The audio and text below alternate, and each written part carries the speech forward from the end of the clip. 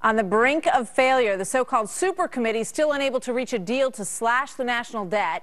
And now Democratic member Senator John Kerry says that while he is still hopeful, just a couple days to go in this, remember, there's one major issue he believes that is standing in their way. I'm not willing to accept that yet. I still have high hopes. I began this with high hopes that we could have a reasonable compromise. I hope you heard what I said. The only thing blocking us is the insistence on the Bush tax cuts for the wealthy.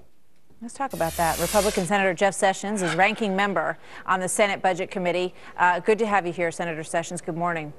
Good morning. So from what you hear about these negotiations, is Senator Kerry right that the only thing that is blocking a deal on this is the insistence on preserving the Bush tax cuts? That's their political spin, and that's what the president has laid out. And apparently, since he's made no effort to assist this committee or encourage it to reach a conclusion, I would assume has been their goal all along to try to create this situation. But there's a real problem about spending. And even if you got these tax increases they want, let's see where they are exactly.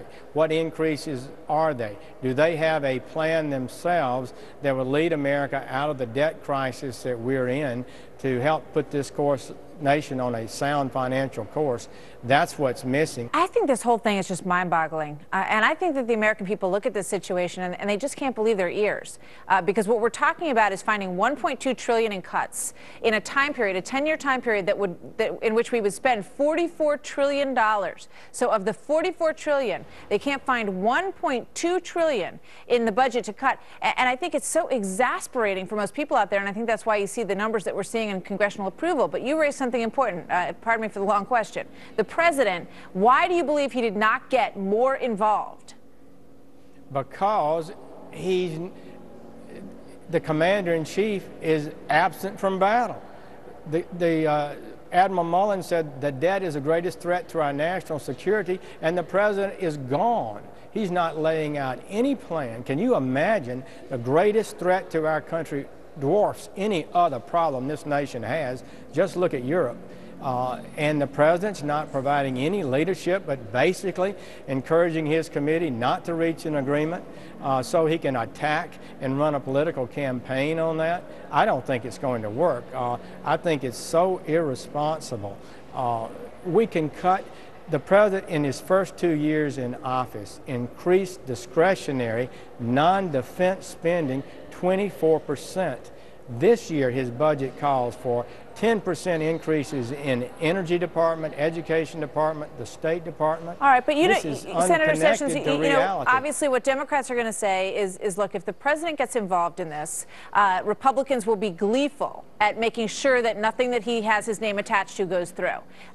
You know, and that's the reason I would hazard to guess that he doesn't want to be attached to this whole thing. Absolutely. It's a political decision.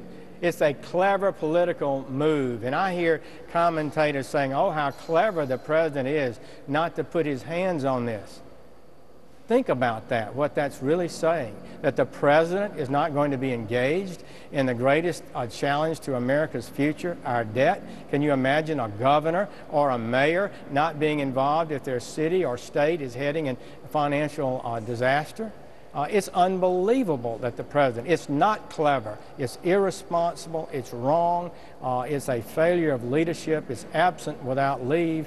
I just can't imagine it, frankly. And the American people are going to wake up to this before long. It's interesting because when you look at the Bowles-Simpson proposals that were put forth, they're very similar to what Pat Toomey put forth in many ways, about a quarter in revenue increases that mostly came through cutting out tax loopholes, and 75% in spending cuts.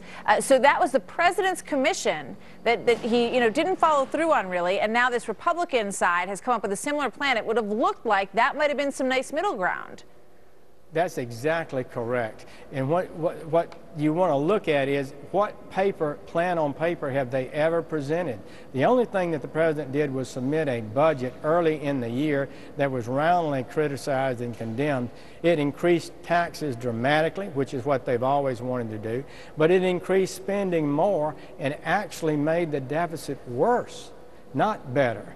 We're at a point in time where we've got to eliminate every single aspect of wasteful Washington spending.